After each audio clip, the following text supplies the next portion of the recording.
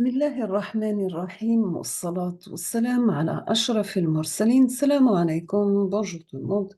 Aujourd'hui, on va voir ensemble un cours intitulé Les transistors bipolaires. On va commencer par l'utilité des transistors.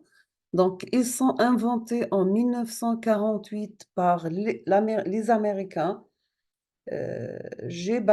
Bardet et euh, Brattain et Shockley. Le transistor, c'est un composant à semi-conducteur qui remplit deux fonctions vitales en électronique, celle d'amplificateur, donc c'est un générateur de fort courant en sortie, commandé par un faible courant en entrée, et de commutateur à la manière d'un interrupteur marche-arrêt. Certains transistors sont spécialisés dans l'une ou l'autre de ces fonctions, d'autres sont aptés à les remplir toutes deux, désignés par General Purpose en anglais. Il existe en outre plusieurs familles technologiques de transistors. On va parler sur ça après. Quelle est la précision importante? Donc, nous avons en début de son apparence simplicité, le transistor demeure un composant assez complexe, aussi bien sur le plan théorique que pour sa mise en œuvre. Nous nous bornerons ici à y décrire son fonctionnement et ses principes paramètres de manière très simple. Quelle est la constitution et le principe de fonctionnement d'un transistor à jonction? On va commencer par le transistor à jonction bipolaire. C'est un composant à semi-conducteur constitué de deux jonctions PN très proches l'une de l'autre, une diode ordinaire étant elle-même constituée d'une unique jonction PN. On pourrait dire qu'un transistor contient deux diodes. Nous avons un transistor est formé de trois zones, NPN ou bien PNP, selon son type, tel qu'il est illustré sur le dessin ci-dessous. Chaque zone est reliée à un électrode base B, émetteur E, collecteur C. Voici la représentation du transistor NPN.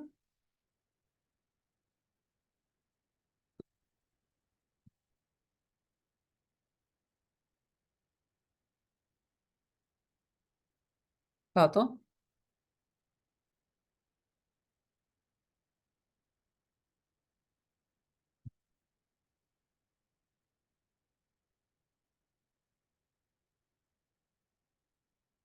Donc, voici la représentation du transistor NPN. Donc, vous avez NPN, N في collecteur, P في la base ou N في l'émetteur. Le transistor BMP, donc P في collecteur, la base فيها N ou P في l'émetteur.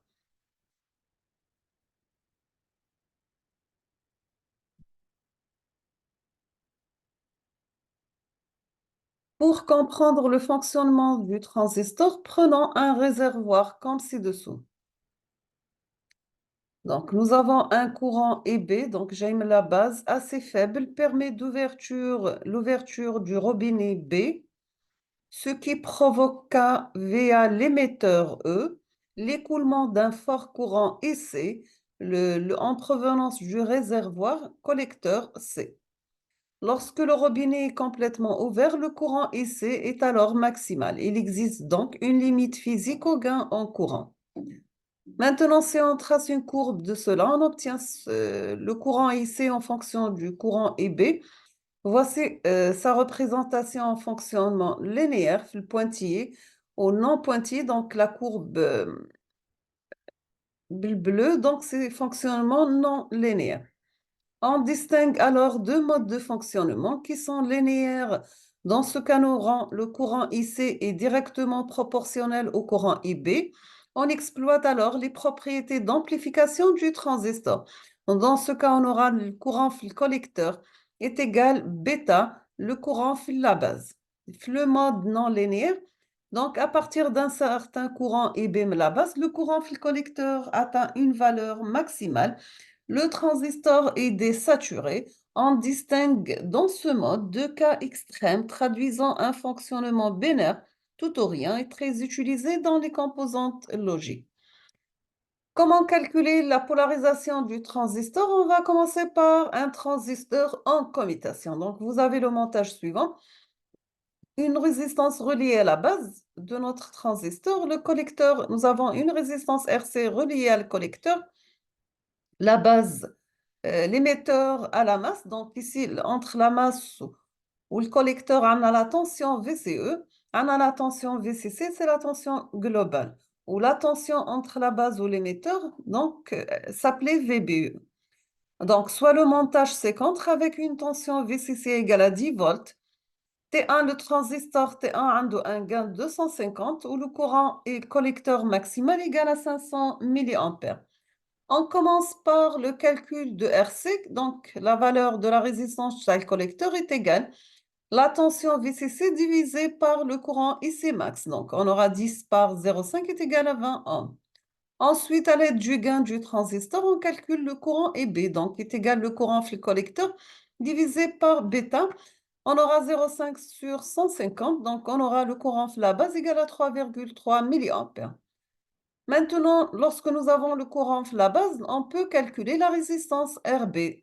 La résistance RB est égale à la tension VCC moins la tension VBE divisé par le courant la base est égal à la valeur de 2818 ohms.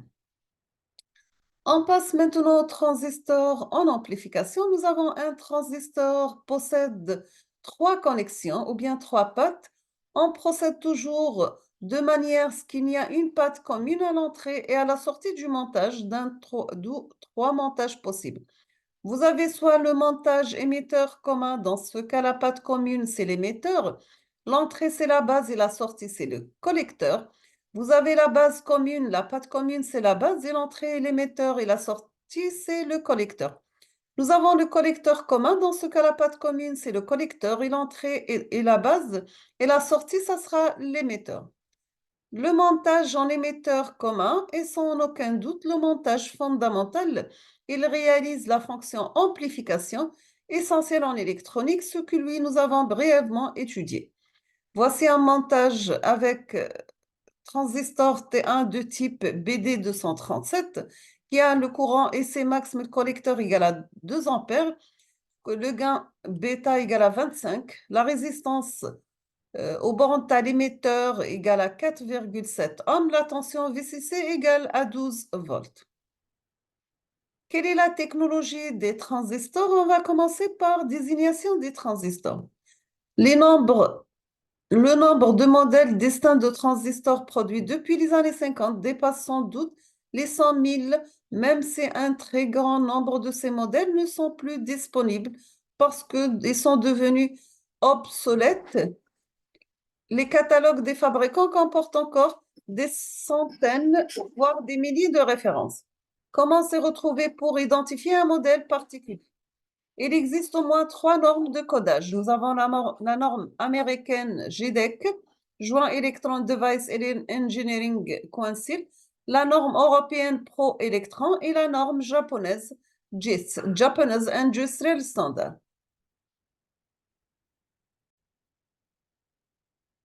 Nous avons aussi la norme GDEC, affecte le préfixe 1 grand N aux diodes, préfixe 2N au transistor, thyristor et triac. Vient ensuite un numéro de série à 4 chiffres, puis éventuellement un suffixe facultatif. Le suffixe A signifie faible gain, B signifie gain moyen, C signifie gain élevé. Un exemple, nous avons un grand N 4148, c'est une diode, le 2N 2222 A, c'est un transistor à faible gain. Nous avons la norme Pro-Electron impose un codage comportant 3 informations. Une première lettre désigne le matériau semi-conducteur utilisé. Une deuxième lettre renseigne sur la nature du composant. Puis vient un groupe de 3 chiffres pour les produits grand public ou 2 chiffres et une lettre produits industriels. Voici un récapitulatif simplifié. Donc, vous avez B, silicium, A, diode, signal, C, transistor, faible énergie et fréquence audio, des transistors puissants, power, audio frequency, F transistor, low power, high frequency, R switching device, low power, thyristor, exemple, U transistor power switching, Y diode rectifier. Donc, de 100 à 999 ou bien 10 à 99 plus lettres. Exemple, nous avons le BA 159, c'est une diode signal. Le BC 547 est un transistor faible puissance. Le BD 135 est un transistor de puissance. Donc, tout ceci serait relativement clair s'il n'existait toutes sortes de dérogations. Ainsi, certains fabricants n'ont rien trouvé de mieux que d'inventer un codage maison. Voici quelques préfixes courants. Donc, vous avez MG, c'est Motorola puissance boîtier métallique. MGE, Motorola puissance boîtier plastique. Exemple, le MGE 3055. Le MPS, Motorola faible puissance boîtier plastique. Le type Texas Instruments, puissance, boîtier plastique, exemple le type 35C. Cette petite liste, bien entendu, n'est pas exhaustive. Signalons d'autre part que sur les schémas américains ou japonais, les transistors sont souvent désignés par la lettre générique Q, alors qu'en France, on préfère la lettre T. Voici les principaux paramètres des transistors bipolaires. Nous avons le néophyte sera sans doute effrayé par le nombre de paramètres d'apparence plus ou moins ésotériques figurant sur la fiche technique complète datasheet d'un transistor quelconque. En réalité, tous les paramètres ne présentent pas le même intérêt. Bien souvent, dans la pratique, le choix d'un modèle de transistor ne dépendra que de quelques paramètres. Nous avons la tension VCE max, donc c'est la tension collecteur-émetteur maximale, ou bien tension de claquage. Au-delà de cette tension, le courant de collecteur croît très rapidement. Ce n'est pas limité à l'extérieur du transistor. Nous avons le SC max, c'est le courant de collecteur maxi. Donc à partir de cette valeur, le gain en courant va fortement chuter et le transistor risque d'être détruit. Le HFE, le gain en courant, paramètre essentiel en amplification, P total maximal, donc c'est la puissance maxi que le transistor pourra dissiper, donnée par la formule VCE par le courant et collecteur. Attention, un transistor, ça chauffe. Nous avons VCE SAT, donc c'est la tension de saturation, elle est utile en commutation. À titre d'exemple, voici ce qu'on peut trouver dans un catalogue de fabricants. Le type number, le package, VCE max, le SI max, la puissance totale, le HFE min, le HFE max et FT en Hertz. Nous avons que le package signifie boîtier. Il existe de nombreuses formes de boîtiers qui sont codifiées et voici quelques exemples. Donc, vous avez 2N 2219, 2N 2222, le BC 547, BD 135, type 140, 2N 3055, le MG 2955. S'agissant du brochage de tel modèle particulier, il est impératif de se reporter à sa datasheet ou à un catalogue. On notera que parmi les modèles représentés ci-dessous, le BD 135, type 140 et 2N 3055 sont des transistors dits de puissance. Nous avons le 2N 3055 peut dissiper 115 watts. En revanche, leur gain en courant est limité. Pour le BC 547 est sans doute l'un des transistors les plus répandus et il remplace bien souvent sous autre forme de procès, donc des modèles moins courants. Si vous envisagez de constituer un stock, donc le BC 545 et le 2N 2222 sont des références à choisir en priorité.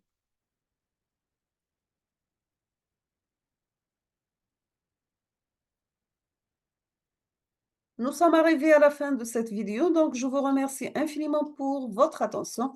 N'hésitez pas si vous avez des questions et à la prochaine vidéo, Inch'Allah.